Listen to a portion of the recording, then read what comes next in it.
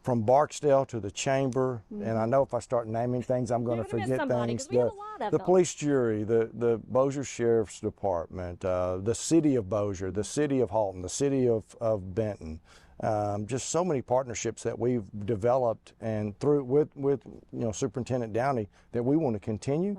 Right. And also we want to really grow on. Had an opportunity to go to the Military Affairs Council meeting the other day, and it was a great time. Spent learning a lot about what happens at Barksdale and how critical Barksdale is to not only Bossier Parish but Northwest Louisiana.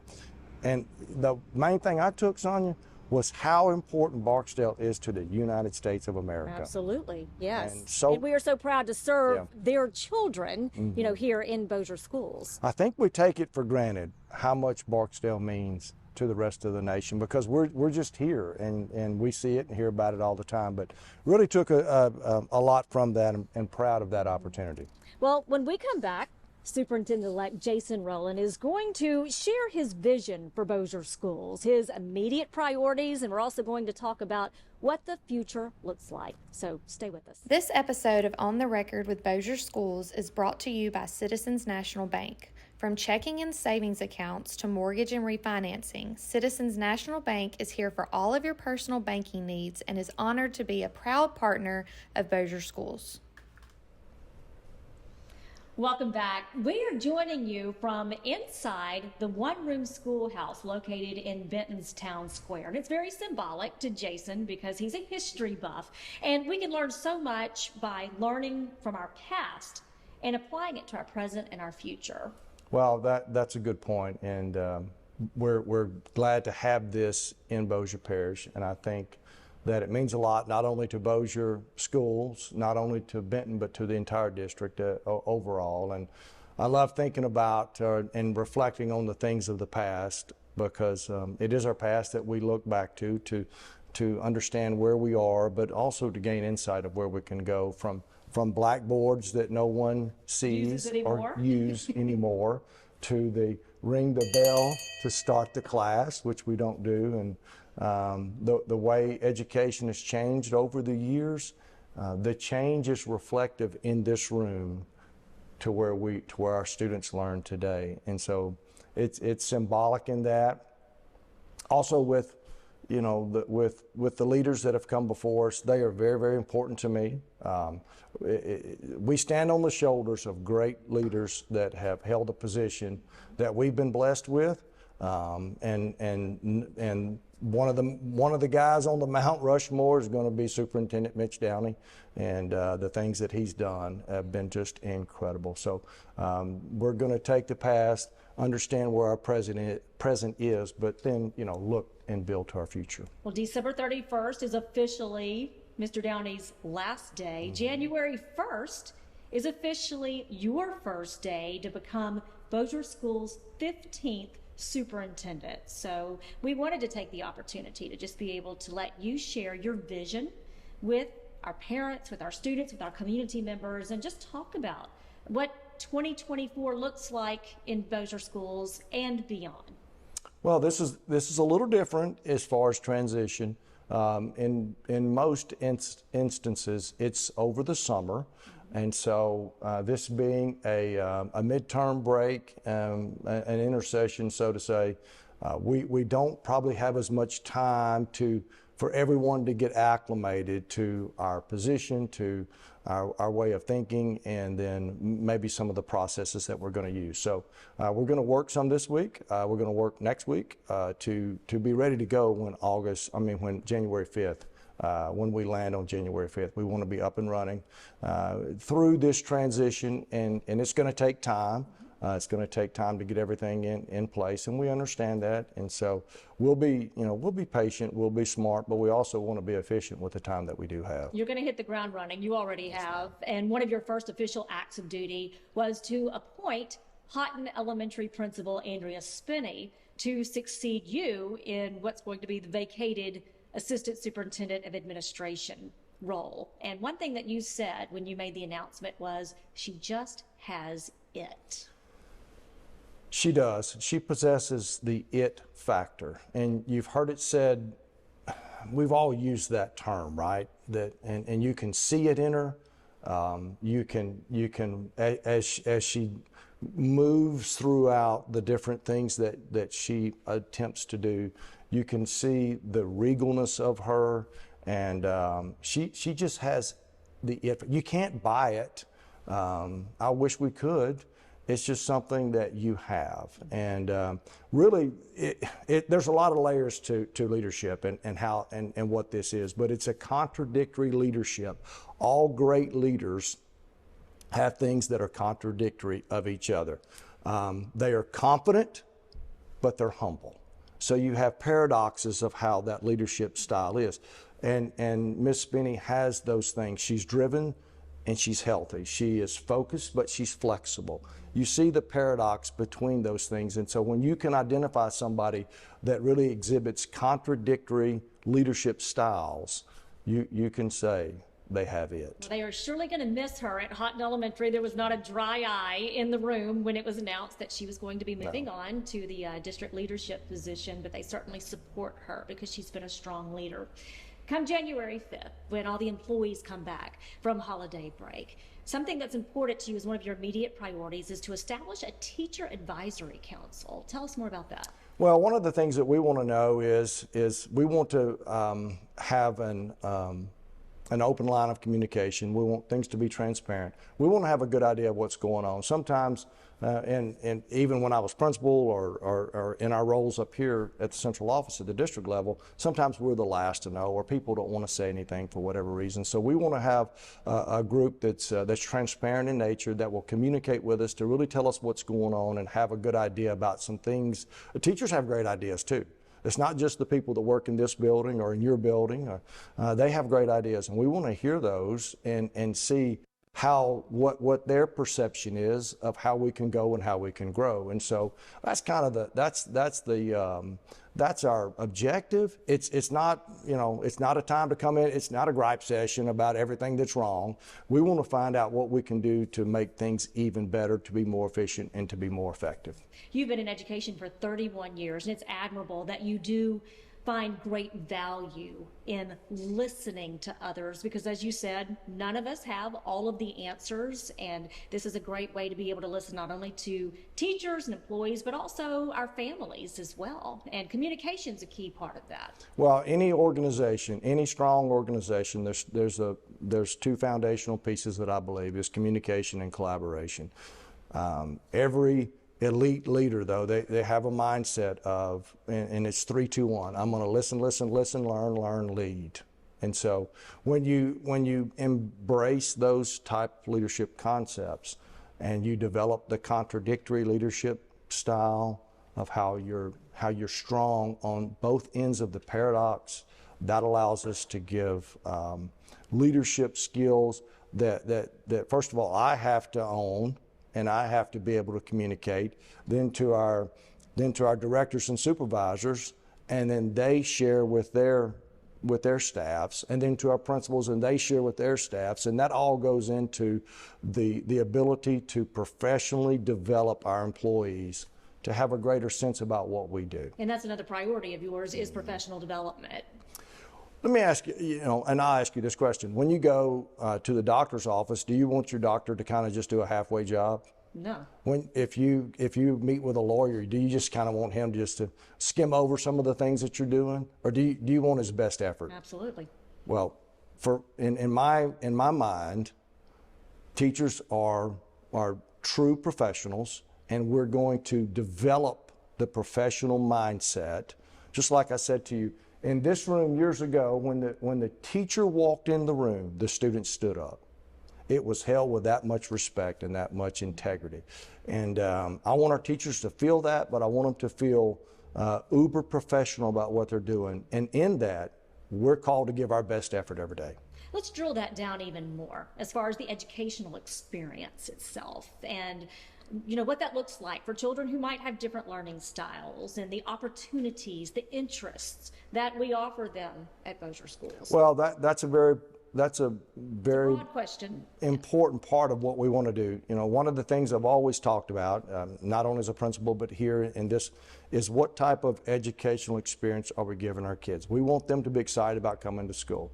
Remember the first day we went to Vinton Elementary? They were all excited to be there. You can go to Legacy Elementary. They're all excited to be there.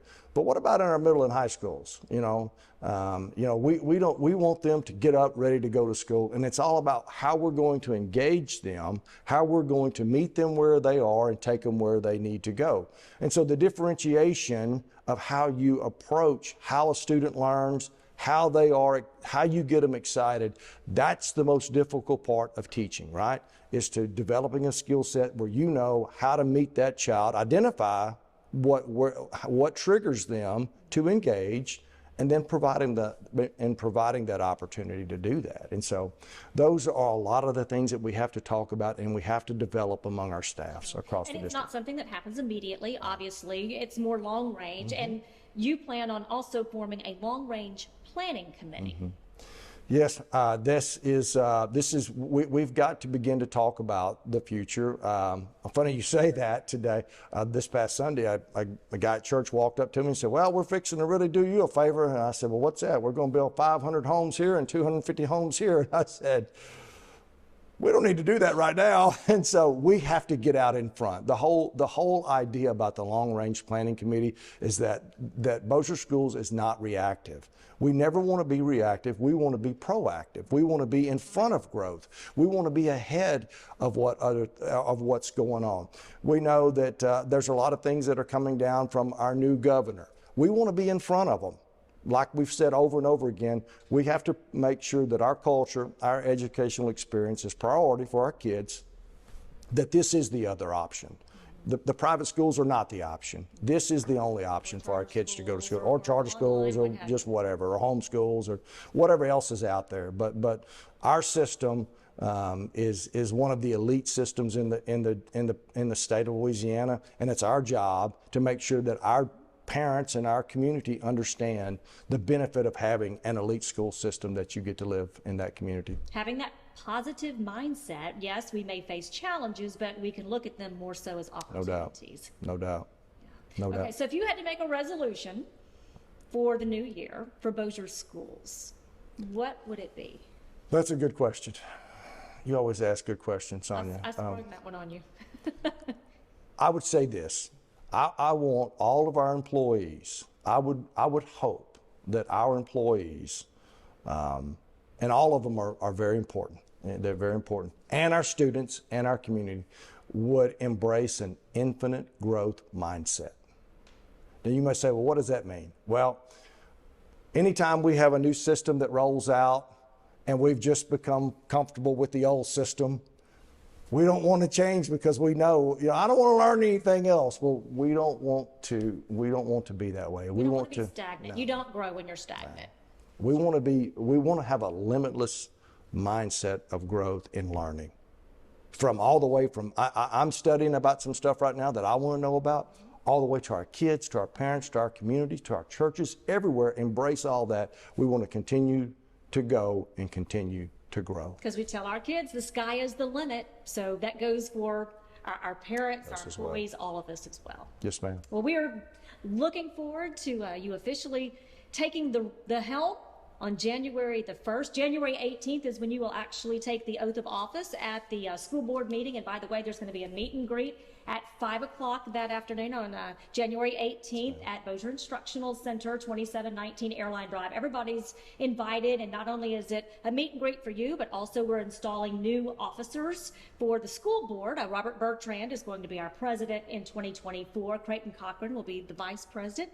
So come on out and come congratulate Mr. Rollin and talk to him a little bit about what matters to you. It'll be a fun night for us. It'll be a great night for Bossier Schools. Absolutely. Well, congratulations again. Looking forward to it. Thank you, Sonia. Before we go, there's a teacher at Plain Dealing High School who we want to give a superintendent shout out to. It's instructional coach Shanna Malone. Shanna Malone, she is an out-of-the-box thinker who always pushes for her students at Plain Dealing to do better, shoot higher, and achieve more. She spends countless hours researching scholarship opportunities, putting together community events to showcase the students and positively change the trajectory of their future. She is a light